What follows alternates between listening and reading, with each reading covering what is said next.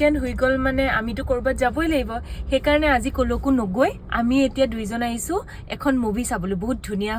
হৈছে বোলে মুভিখন বলক আপোনালোককো দেখাই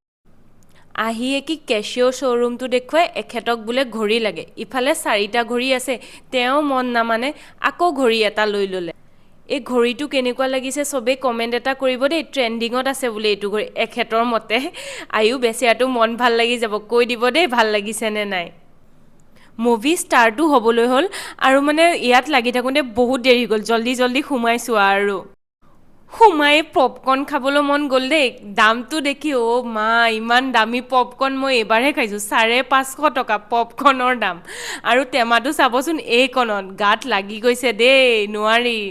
আজি আমি চাম ইমতিয়াজ আলী মে বাপছ আউংগা চিনেমাখন আৰু বহুত ধুনীয়া দেই